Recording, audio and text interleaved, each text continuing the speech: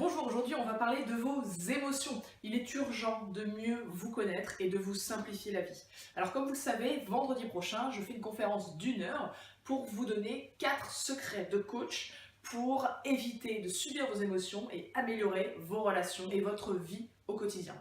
L'idée de cette vidéo, c'est de vous donner un teaser, un aperçu du style de ce que vous allez avoir dans cette conférence. Voyons un exemple concret. Vous êtes inhibé. À l'enterrement de votre père, vous êtes effroyablement triste, mais vous n'arrivez pas à pleurer. Rien ne sort, impossible de vous laisser aller. Du coup, vos proches, les membres de votre famille, vous trouvent différents, blasés, égoïstes, insensibles. Et les relations avec votre famille sont stables, mais totalement dénuées d'affectif. Il est urgent à ce stade de mieux vous connaître et de vous simplifier la vie. Votre handicap, dans ce cas-là, c'est que vous pratiquez la rétention d'émotions. Vous prenez soin de n'exprimer ni colère, ni joie, ni peur. Mais derrière ce masque se cache un hyper-émotif qui se protège. Alors voici rapidement 4 conseils à mettre en place dans ce cas-là. La première chose que vous allez faire, c'est de privilégier les gestes à la parole. Vous le savez, plus de 90% de messages, surtout dans le domaine affectif, passent par le corps et non par les mots. Donc les mots c'est important, mais le corps exprime bien plus. Un sourire, un haussement d'épaule, un regard, un mouvement de recul en dira beaucoup plus que des mots. Prendre quelqu'un dans ses bras, prendre les personnes qu'on aime dans ses bras quand on n'arrive pas à pleurer, ça vous aide vraiment à véhiculer vos émotions. Ça c'était la première chose. La deuxième chose, ça va être d'accepter vos mouvements internes.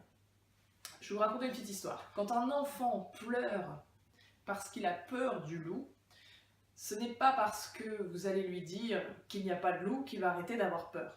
D'accord ? Il va simplement avoir besoin d'être rassuré. L'émotion, et on le verra aussi pendant cette conférence, l'émotion véhicule un besoin et il s'agit d'identifier ce besoin pour pouvoir le combler et y répondre. Dans le cas de l'enfant qui pleure, ce n'est pas parce qu'on lui dira qu'il n'y a pas de loup qu'il va se calmer, mais c'est parce qu'on va le rassurer. Donc vous, c'est pareil, acceptez vos émotions. Les émotions sont vos amis, pas des ennemis. D'accord ? Troisième chose que vous allez faire, c'est que vous allez écrire un journal intime. Pourquoi ? Parce que prendre note de ces états d'âme, de ces émotions, de ce qui se passe à l'intérieur, et de les noter, les confier sur un carnet, comme si vous les confiez à un proche, ça va vous permettre, au moins au niveau mental, de les exprimer et de ressentir à nouveau ces émotions.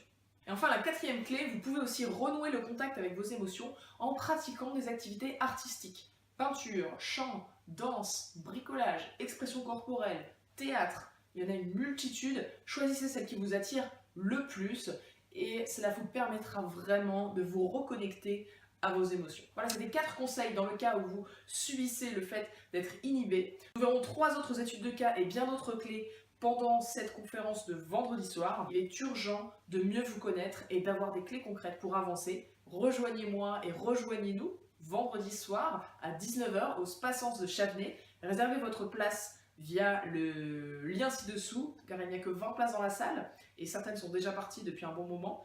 Donc réservez votre place, connectez-vous à distance si vous ne pouvez être là, puisque pour la première fois cette conférence sera enregistrée. Vous pourrez y accéder depuis votre téléphone, votre tablette, votre ordinateur. À distance ou en vrai, réservez votre billet sur le lien ci-dessous.